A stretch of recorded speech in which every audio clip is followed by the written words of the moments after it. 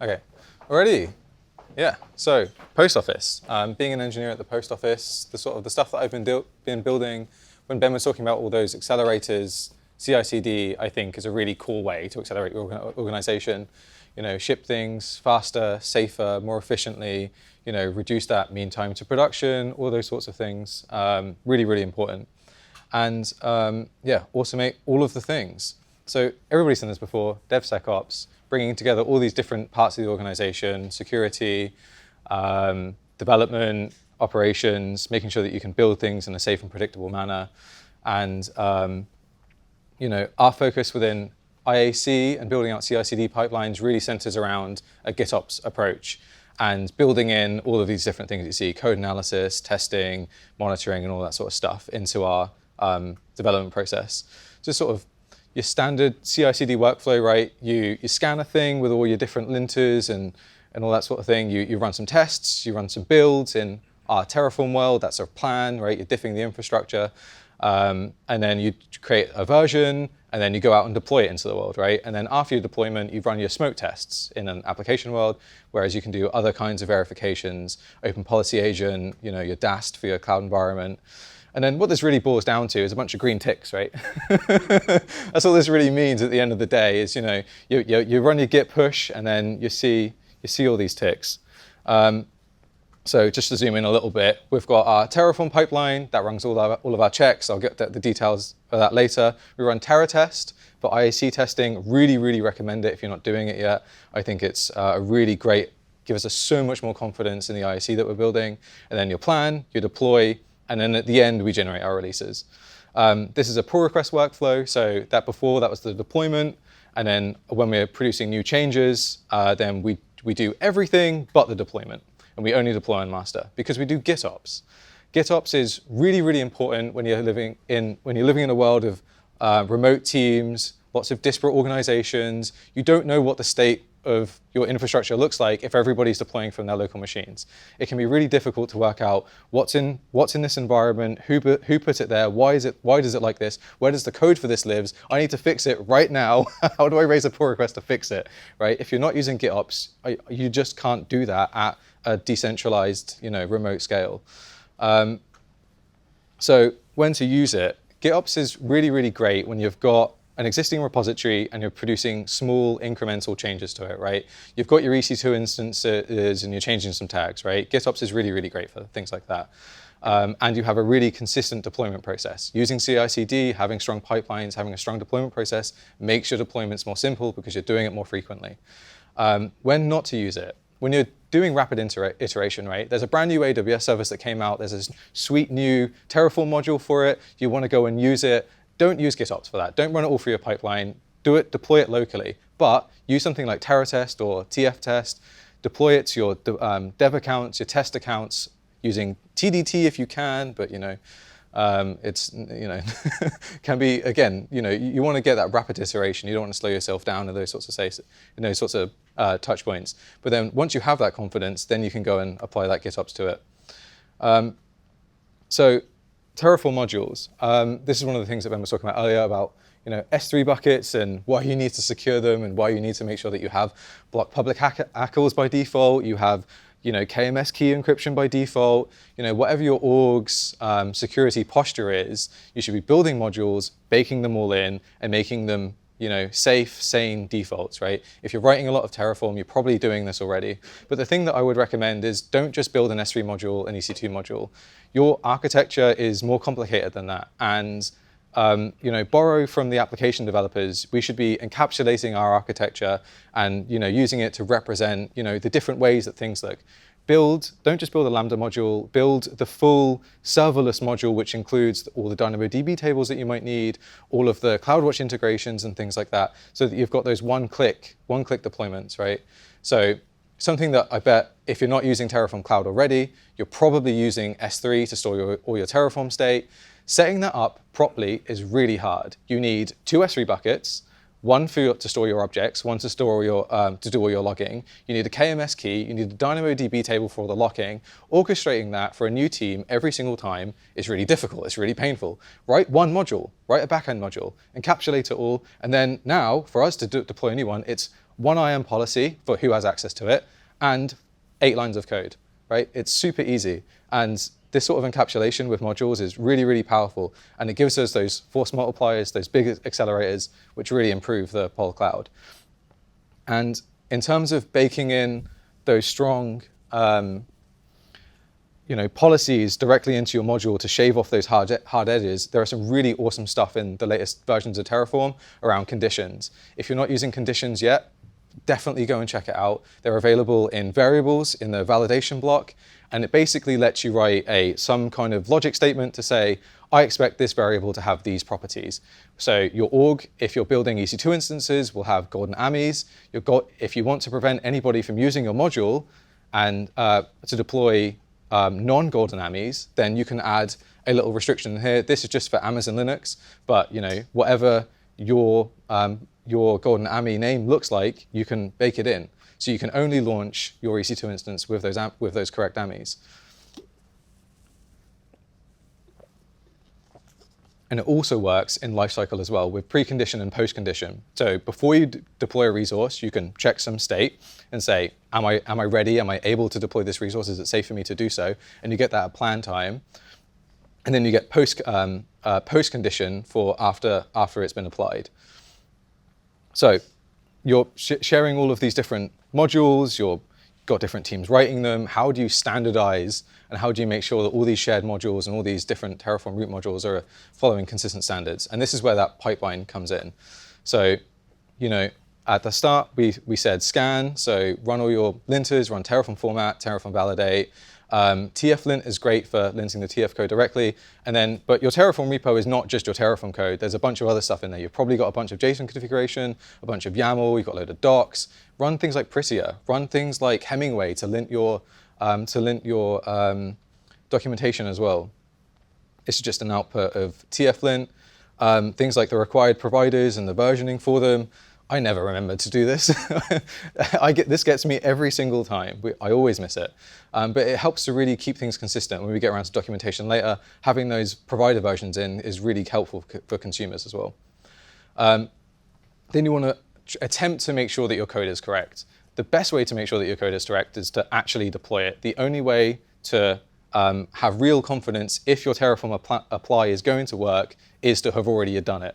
So we use things like TerraTest to deploy it, but other than that, there is lots of security and general checks that you can do through TFSec and Chekhov. And if you live in an organization with lots of different IaC, CDK, etc., then Chekhov is great because it supports lots of other tooling. So this is from exactly the same commit share on the same repository. And the reason we want both is because different ones have different results. So TFSec gave us this error for public egress. Probably right, we probably don't need public egress on the CC2 instance. Whereas Chekhov was like, yay, it's all fine. There's no problems with it. So, depending on what your organization's security posture is, depending on how much scanning you need to do, use as many tools as you feel like you need to, but use tools which have ability to suppress checks. So with Chekhov and TFSec, you can add comments on the individual resource. You can add them to your config files. And so you can turn off the rules which you need in different places, which can be really, really powerful. And with Bridge Crew, with Chekhov, you can get all the policy built in as well. And then once you've built your module and once you get ready to deploy it, you should version it. I really like semantic release and conventional commits. Having these consistent change logs has made it really awesome for us to understand what's going on in all these different modules, who's implemented these fixes and why. So it's just a way of writing your git commit. And then we auto-generate versions based on the commit message, and then we use that to generate change. Those commit messages also become our change logs. And again, back to that point around TF docs, around the version requirements, we also generate our Terraform docs. You probably see this if you consume any of the public Terraform modules, you've seen TF docs. But having those linters, having all those different tooling built in makes those TF docs really good. So now you've got 2 dozen, 3 dozen different shared modules, a bunch of different root modules. You've got, each repository has half a different tools in it. How do you keep all that up to date? It's really difficult. Dependabot is fantastic for application developers and keeping all your application packages up to date in terms of security things, right? Nobody wants to go and patch log4j, right? Whereas Renovate is really good for everything else, right? If you just want to make sure that everybody is notified of updates, Renovate's fantastic for that. So it doesn't just care about security. We run Renovate every couple days, and it will go and check all of our repositories, all of our Terraform repositories, look for the latest version, and then raise PRs in each of those. So consumers are constantly notified, right? When we're publishing new shared modules, our root modules are constantly being kept up to date, or at least the owners of them are being notified that updates are available so they can deploy them, and they know when they go and touch that code again to go and keep it up to date.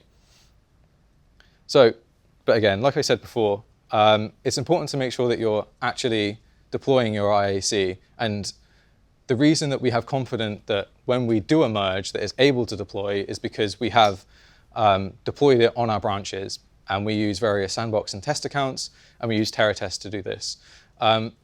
There's not really any way to do real unit testing with Terraform. There are different libraries available which will inspect your Terraform code, and you can write assertions against it. But if you write an IAM policy document and you make it too large, I think it's more than like 1,500 characters, Terraform will not say that you cannot deploy it. The plan will be green. TFSec won't say there's any errors. Checkov won't say there's any errors. But when you go to deploy it, you'll get an error from the IAM API saying your policy is too large. So the only way to be completely sure that it's going to work is to have done at least one deployment.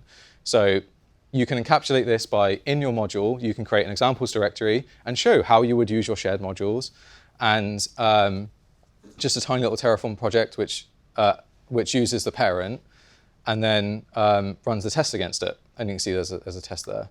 So we're using TerraTest, and I think this is one of the missteps that we've made in this sort of CI/CD journey is if you're in a large organization with Kubernetes flavored things, you're writing Kubernetes operators, you're interacting with a lot of Helm charts, you're building out, or you're really into committing back to open source, and you're developing your own Terraform providers, then choose TerraTest, choose Go, because you've already got the experience in it. If you're anyone else and you're mostly dealing with engineers who are using IaC, but they're really good at using things like Boto3 and used to using Python as the lingua franca for their automation and scripting, TF-test is what I would recommend now. And we're going to probably ditch our tests and move to TF-test because Go is difficult to use if you're not used to writing that sort of low-level code and dealing with all the structs and all the passing by reference and things like that. It's if you're used to a world of Python, Go is very, very difficult to catch up with. And this is an example of a Go test. There's a lot more boilerplate here in terms of just doing the deployment, but there's a lot of really awesome features in it. Like the defer syntax is really great to making sure that you always call your destroy before you go to do an apply. But yeah, this is just a very simple test that does an up-down on a EC2 instance. We configure some variables on it, and then we just destroy it, create it, and then we check some outputs. But you can do a lot more. You can interact with things like the AWS SDK. TerraTest has its own library for interacting with various features that AWS provides. But then after you've done your tests, and you've got you're doing all these tests on your PRs, your test environment is going to have a lot of cruft in it. Run something to clean it up.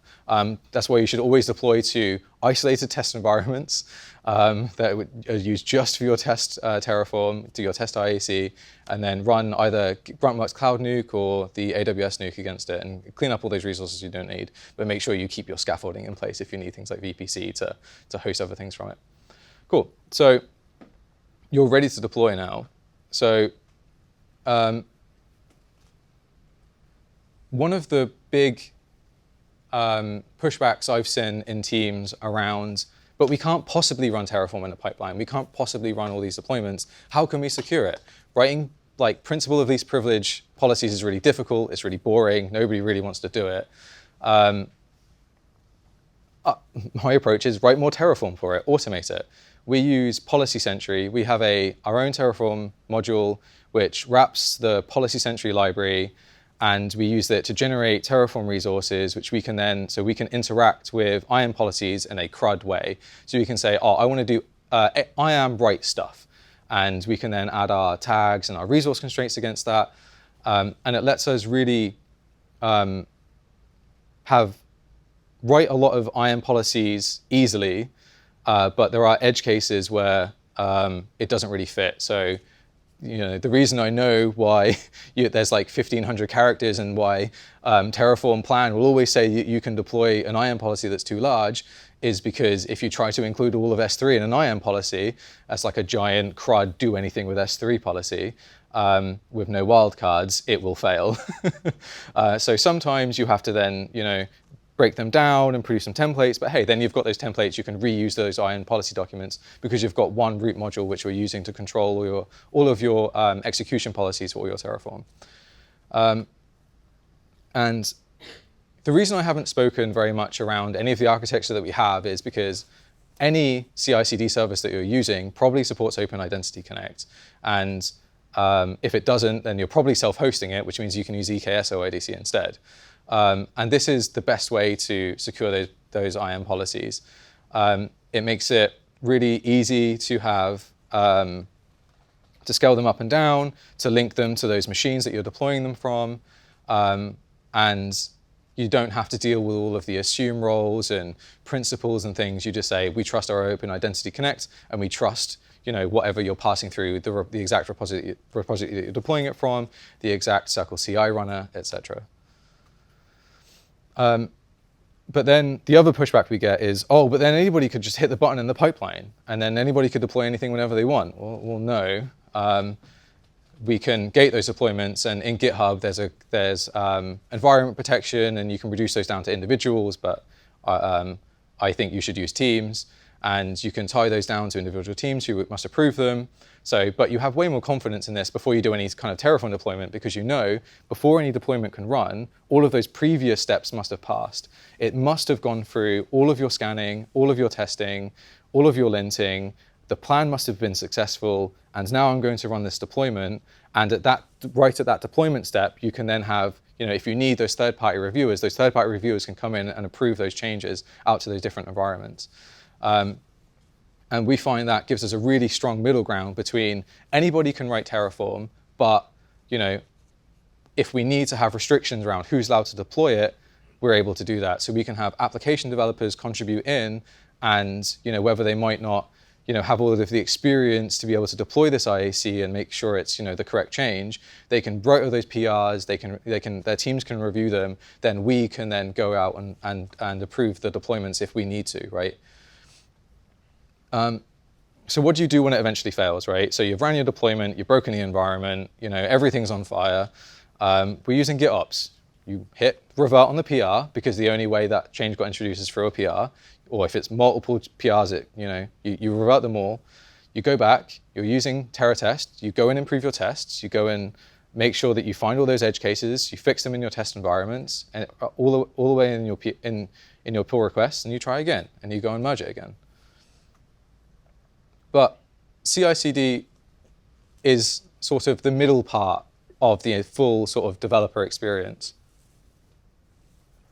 right? There's all that time where you're writing the code and you're getting ready to, push and make those changes. And reducing that feedback time to as short as possible is really, really important, particularly for me, because I hate waiting. I hate waiting for the CI to run.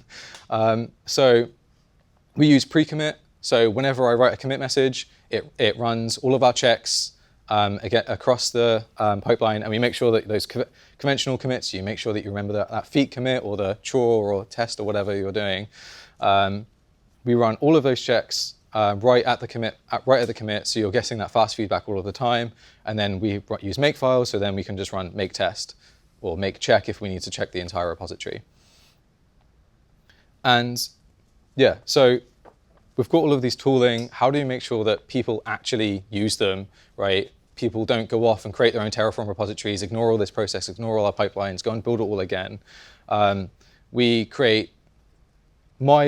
personal opinion is produce a paved path. Make it so that the best choice is the right choice. And That doesn't mean you need to make it difficult. You need to block people from experimenting. Innovation is good. We should encourage that. But make it so that, oh, I need to go and deploy this new thing. Oh, all of these shared modules already exist. All I need to do is go and create a repository from a template, include all these shared modules, and then the pipeline will go and deploy it all for me. I don't really need to worry about it. I can copy paste, change some variable names, and I'm off to the races, right? That's really what I think that's what gives us the scaling that we really need as we're building out this platform. So we have a template repository, and it contains all of the base configurations. All of those toolings already baked in. It's got a nice, helpful README. READMEs. Lots of infrastructure developers don't think they need to because the code is so simple. It's not. Nobody else knows how it works. Please document. It's really important. And it explains all those different things. And how do we make that even more better, even more easier? We use in that NBit org, because we're spinning up a lot of new code, a lot of new different shaped repositories. We've created a bunch of new template repositories for those application developers, and all they need to do now is raise a pull request and say, I want a repo that's named this, I'm this team who's going to own it, and here's the templates that I want, and they can create all those repositories, and it has not just all of those code in it that you want, all of those different packages, all those different resources, the make files, the pipelines, but all those repository settings. I've got all those environment gates in place. I've got all those branch protections in place, which is really, really awesome from a governance standpoint, because we know that, well, when you create a repository from a template, it doesn't keep all the branch protections in place. So the only way to do that is to then apply them afterwards. So we write Terraform modules for it, and then we have a root module where someone can raise a pull request, and obviously this is why we have those deployment gates, and we have us managing it. But yeah, we found this to be a really powerful process for us to create new resources at scale and manage all of our different pipelines. So yeah, that's sort of everything. I've sort of flown through that a little bit, just sort of conscious of time. Yeah, it's very much, CI/CD, take all those learnings that we have from the application developers and just apply them to your Terraform workflows, and have confidence. And if you don't have confidence that you're able to do all these automated deployments, write better tests, test it, deploy it on your PRs, and then you will have the confidence that it can be applied. That was the big key point for us in making sure that we're able to have this fully automated process. So yeah, thanks.